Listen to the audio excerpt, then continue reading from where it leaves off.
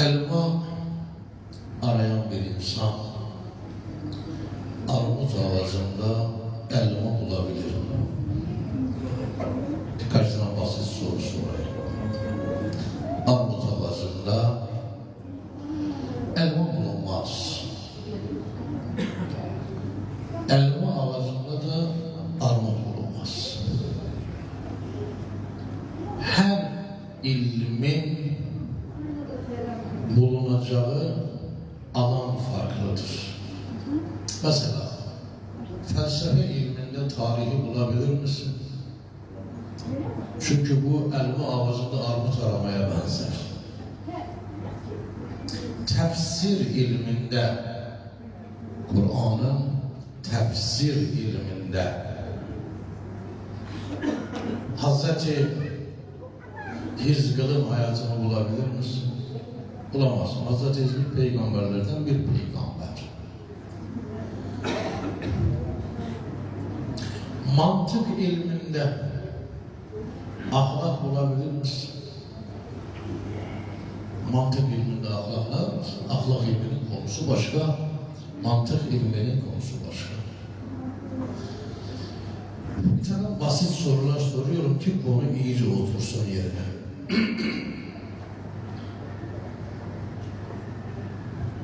Her ilmin kendisine özel bulunacağı alan vardır.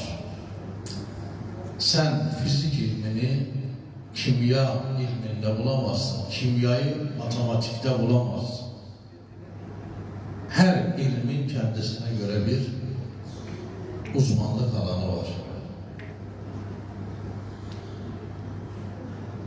Ehl-i Beyt'in marifeti, Kerbela marifeti, İmam Hüseyin marifeti ve İmam Hüseyin'in Aşura marifeti hangi ilmin içinde aranmalı? Aşura marifeti. Bir insan Aşura'yı idrak etmek istiyorsa bunu nerede bulabilir?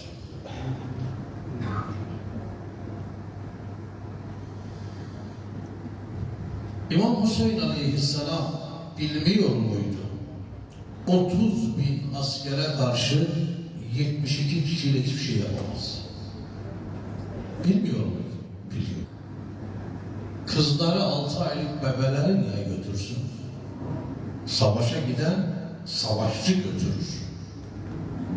6 aylık çocuğu niye götürsün? Müminler bakınız,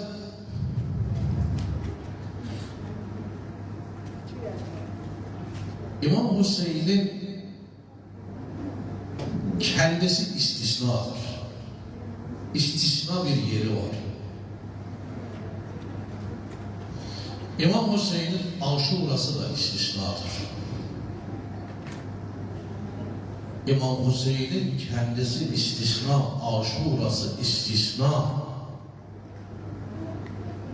Biz bugün, dün, her zaman, her ortamda İsrail'e kahrolsun diyor muyuz?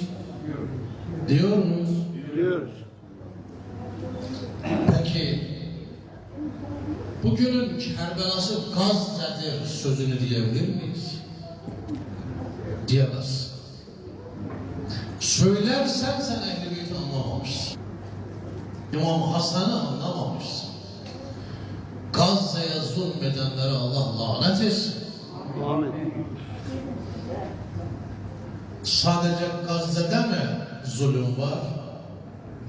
Kaç senedir Çin'de Uygur Türklerini kıtır kıtır kesiyorlar.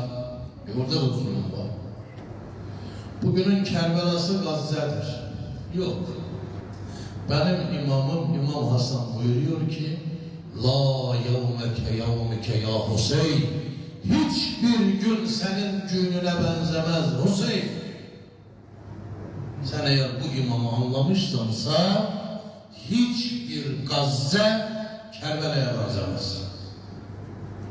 Evet, Gazze'de bomba bombalar patlıyor. Patlatanlara Allah lanet etsin. Amin. Ama Gazze'de hiç kim, peygamber evladı Gazze'de var mı? Yok.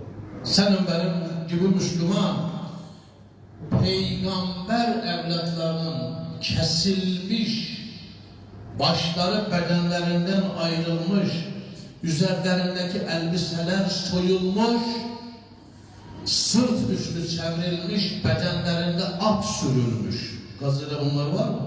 Yok. Gazze'de 8 günlük zaman zarfında beli bükülen bacı var mı? Kardeş, anne var mı? Hazreti Zeynep'in 8 günde beli büküldü. Ben bunları örnek vermeyeyim. Yani bizim imamımızın bir sözü yetiyor bu sorunun cevabına.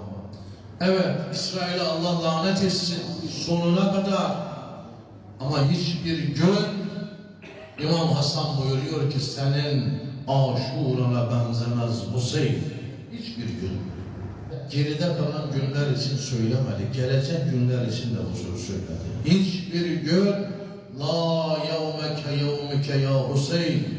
Hiçbir gün senin gününe benzemez Hüseyin. İmam Hasan böyle.